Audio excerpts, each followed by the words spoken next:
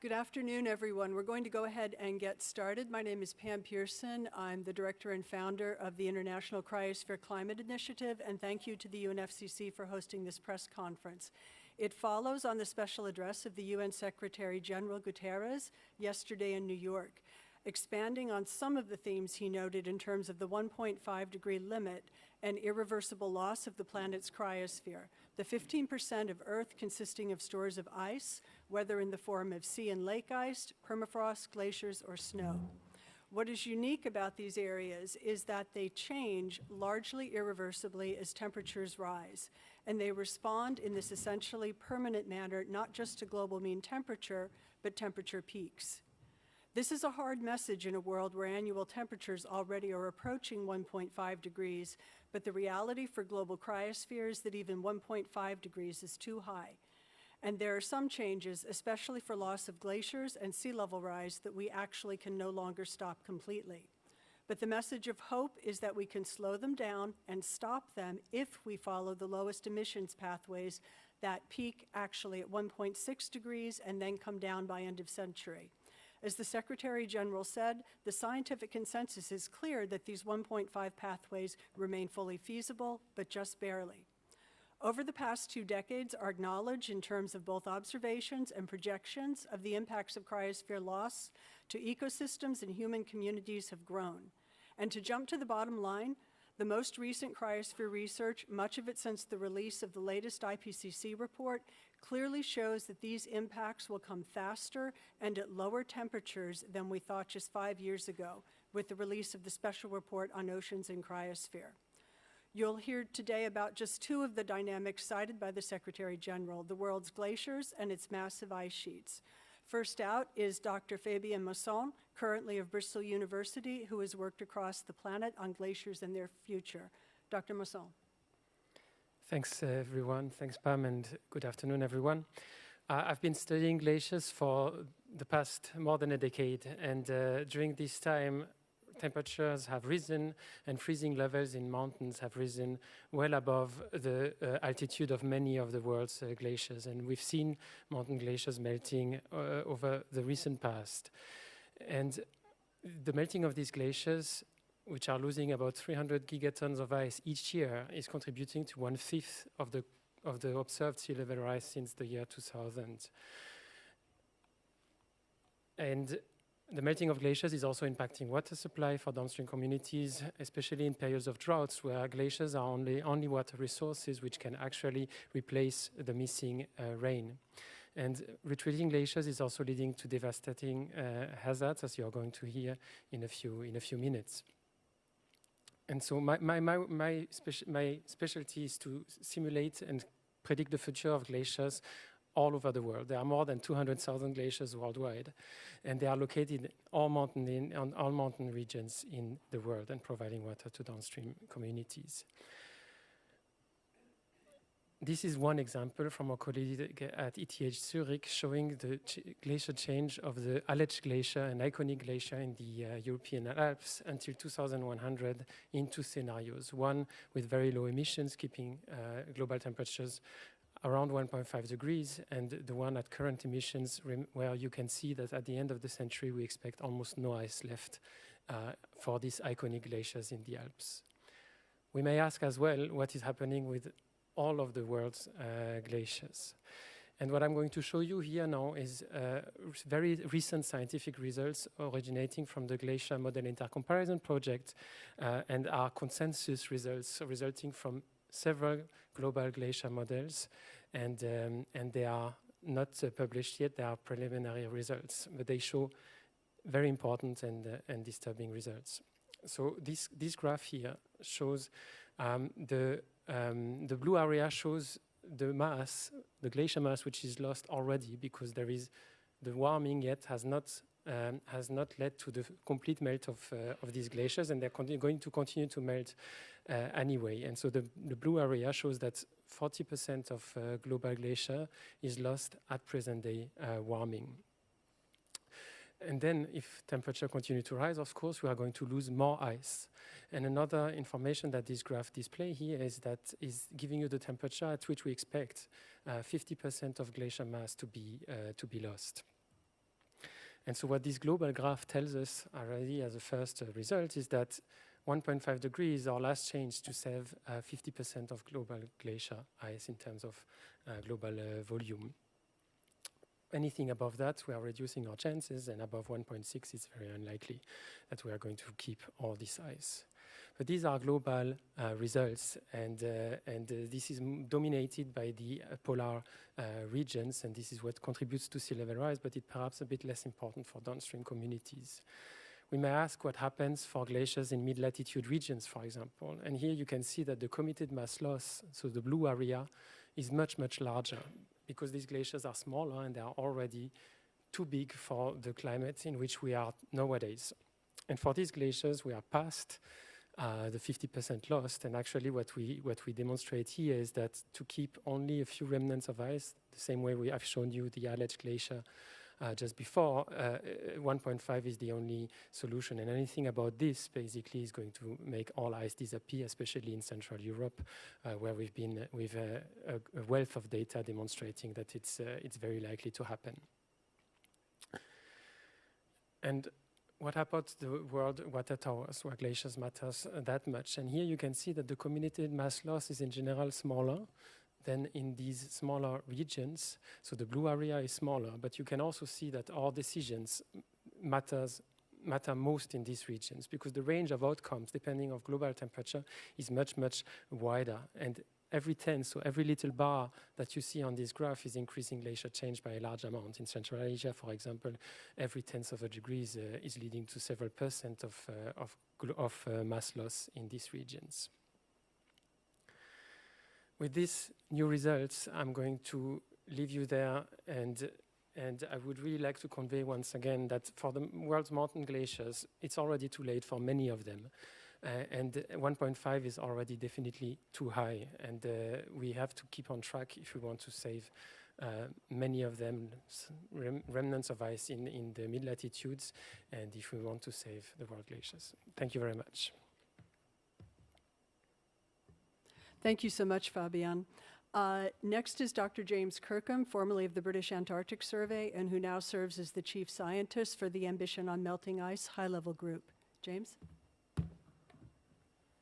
Thank you, Pam, and for Fabien for those shocking figures. So I'm going to talk to you today about irreversible threats from the cryosphere loss and sea level rise across the world.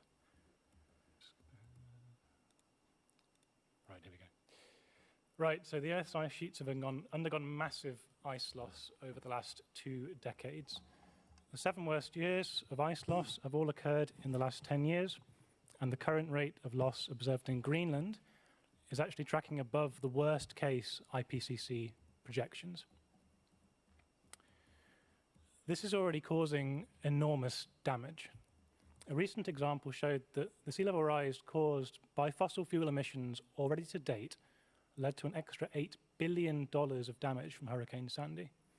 That's $8 billion from just one single event at today's 23 centimeters of sea level rise.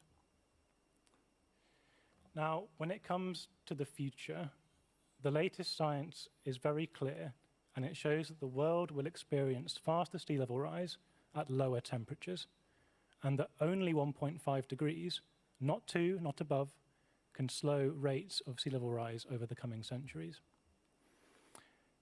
Now, irreversible sea level rise of about 30 centimeters above today's levels is already locked in, no matter what we do. And that will occur by 2070 at the latest. But most concerningly of all, the dotted line in this graph here, showing much faster sea level rise than possible, that was included in IPCC AR6 based on just 2 studies published just prior to the closing of the literature cutoff date, have now been supported by over 20 studies showing higher sensitivity and greater ice loss expected in the future. So this new science is showing that if we continue to relentlessly pump CO2 into the atmosphere, the Earth's ice sheets could cause sea levels to rise by 1 meter by 2070, 3 meters in the early 2100s, and then that over 15 meters can't be ruled out by the year 2300. Now that's enough graphs. I'm now going to show you what these lines really mean in the real world. So this shows the capital of the Bahamas under just 1 meter of sea level rise. Now this amount is inevitable by the mid-2300s, but could occur by 2070 if our current real-life emissions continue. At 3 meters, which could potentially occur as early as next century if we continue our emissions on their current pathway, this island will be gone. Belize also has massive impacts even at 1 meter, let alone 3 meters. And as well as small island states, the least developed countries will of course be hit incredibly hard by the impacts of global ice loss. This is Dhaka in Bangladesh, home to 10 million people at just 1 meter of sea level rise. By 3 meters, this great city will become an island. But it's not just the LDCs and the SIDS that are affected by this problem. The G20 countries produce 80% of global emissions. And like a parasite they've released upon the world, the G20 will continue to have their economies, industries, and populations plagued by damage from irreversible sea level rise for centuries unless they rapidly cut their emissions now with an urgency we have never seen before. This is Shanghai at 1 meter. This is 3 meters. This is Miami at 1 meter and at 3 meters. India's Kolkata will be devastated even at 1 meter and will be gone at 3 meters. The EU is massively exposed to this risk even at 1 meter and even more so at 3 meters.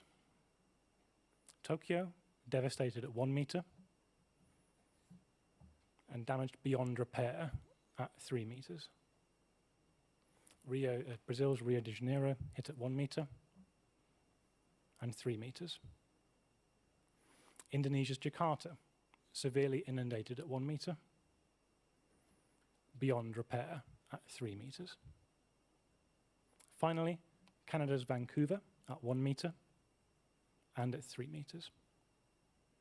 Now, these nations cannot shy away from the problem they have created through their relentless CO2 emissions. And we're now faced with a choice. Either we slow these impacts down to timescales of hundreds of years so that we can adapt, or we continue as we are, blowing past hard limits to adaptation and causing permanent loss and damage globally. As the UN Secretary General said yesterday, this is a choice that we now have to make in this decade and under the watch of world leaders today. We know what has to be done. Credible emission reduction targets for 2030 and 2035. The science is absolutely clear. We just need a visionary response in global action. Thank you. Thank you, James. We're going to move very quickly now. We have about 12 minutes actually on our clock. So next is Mr. Eduardo Silva, Chief Climate Negotiator for Chile and also co-chair of the Ambition on Melting Ice High-Level Group, as noted earlier. AMI is a group that combines polar, mountain, downstream, and low-lying nations. Please, Mr. Silva. Thank you very much, and hello to everyone. First of all, Chile would like to align with the call made by Secretary General yesterday. There is a new data that is alarming and give us a clear picture about the dangers and how we are not aligned with the progress that we need to make to keep the temperature of 1.5 on reach. Recent data of the Copernicus Center provide us an idea that in the last 12 months, the average temperature, the average global warming overpassed 1.5 degrees. And this is something that needs to ring a bell in all the world leaders and all the citizens in terms that we are not in the correct track. And this increase on the global warming has specific consequences in the cryosphere region. One recent example is one country in Latin America, Venezuela, that has lost all its glaciers recently. And sadly, this is not a unique case. It's not a case that it will happen only in Latin America. It will be also happen in other regions. And the science is clear. Every degree matters. For that reason, Chile and Iceland, we join efforts to lead an informal group of countries that is called Ambition on Melting Ice, that its members are nations that have proximity or are close to cryosphere regions like Antarctica, Arctic, and mid-latitude glaciers, but also countries that are strongly affected by what is happening in those areas. And our group, one of the main purpose of our group is to provide more visibility on about the scientific evidence that give us a clear picture about the strong effects of the climate change in the cryosphere region and its effects and consequences in different aspects. One of them is the increase in the sea level rise that has been mentioned before, but also access to fresh water, destruction of ecosystems, and more severe and extreme weather events. And the main purpose of providing a space and more visibility to the scientific evidence is to maintain pressure and keep the political momentum to keep the 1.5 in reach, especially for the G20 countries that have the highest share of the global emissions. As I said before, every degree matters. At a scenario of 1.5 degrees, we're still able to avoid irreversible effects and processes. In a scenario of 2 degrees, science is telling us that around 50% of mid-latitude glaciers will be lost, and we'll be able to keep only remnant glaciers at an altitude of 5,000. That scenario is scary. Secretary General has warning us about the consequences, and we have a clear idea about what we have to do. The DST outcomes, the global stocktake decision that was taken last year, provide us a clear picture of the course correction that we need to take as an international community. And if we follow that calls and commitments, we will be able to keep the emissions on track and keep the 1.5 degrees in reach. That is the only way to avoid these irreversible effects in the cryosphere region and especially in our glaciers. Yeah. Thank you. Thank you very much. Next off, we're moving from a polar country to the mountain countries of the Hindu Kush Himalaya with Isabella Koziel, Deputy Director of the 8-Nation International Organization, ICIMOD. Thank you. Thank you. So I'm speaking about the consequences and impacts of these changes on what is a vast area, the Hindu Kush Himalaya, the third largest ice mass after the poles and the source of Asia's 10 major rivers. And of course, this extraordinary asset is of huge importance. It supports 1.6 billion people downstream and the 250 million people who live within this region. But it is facing an accelerating crisis. These are 2 events I'm going to show you from last year. They are happening during the monsoon, but of course, they were caused by an extreme coincidence of several events. And you can see billions of dollars of investment wiped out, people's lives lost. And of course, we're about to hit the monsoon this year, so we will expect a set of similar events in 2024 as well. And of course, these events are simply increasing in scale and pace and frequency as a result of global warming. 1.5 globally usually means about 1.8 in the mountains due to elevation-dependent warming. As you can imagine, this is having enormous implications. Glacial lake outburst floods, we have about 200 in the Hindu Kush Himalaya, only 5 are being monitored.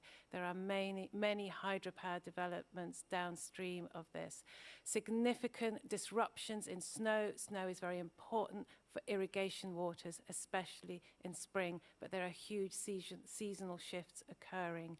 We have thawing permafrost.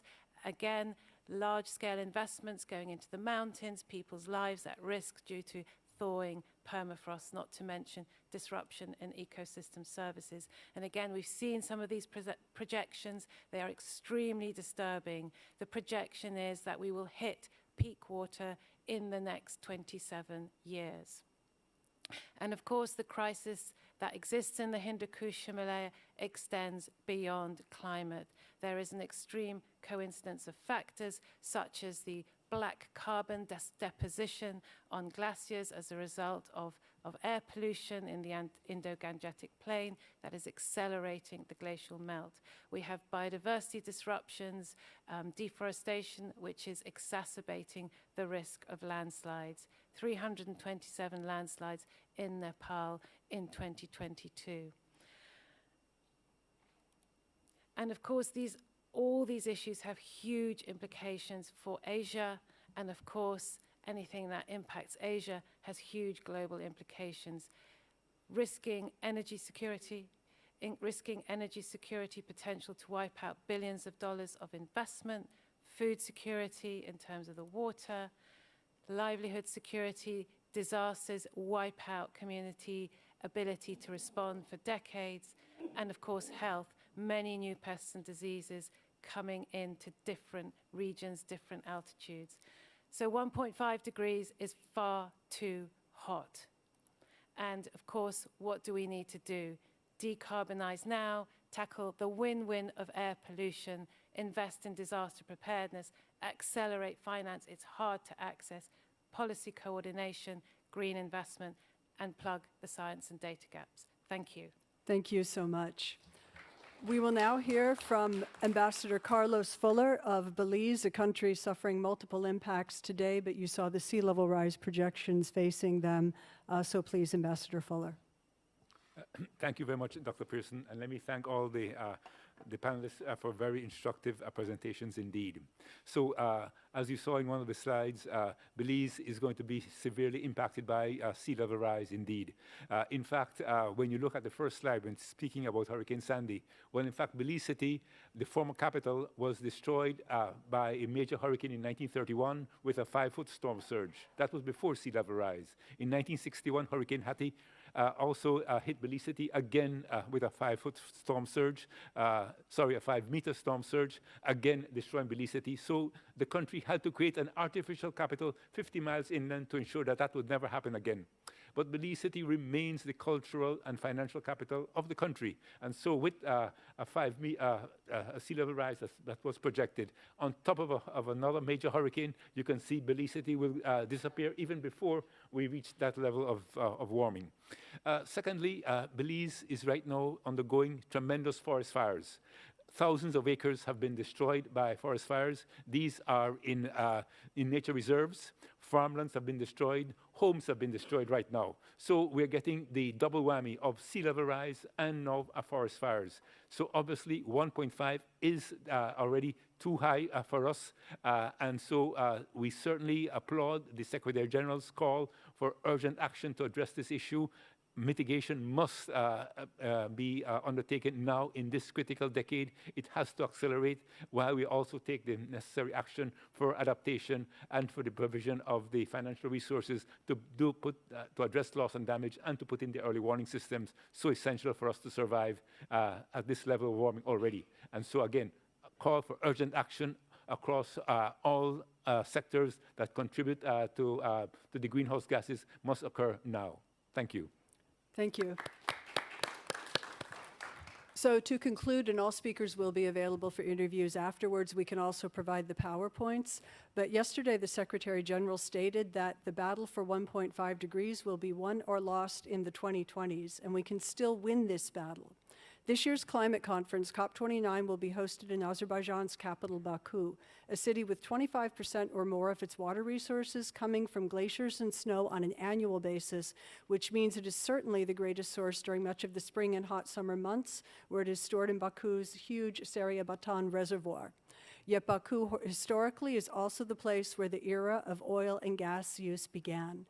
There is therefore no more appropriate location or time to stop ignoring the reality of irreversible damage as fossil fuels pump CO2 into the atmosphere, temperatures rise, and the world's ice stores melt without any viable recourse except to halt them from melting in the first place. So in Baku, the cryosphere science community is truly calling on us to use the many solutions available and transition rapidly off fossil fuels as called for at the last COP in Dubai. But we need to act today, not tomorrow. This concludes our press conference. Thank you very much for your attention.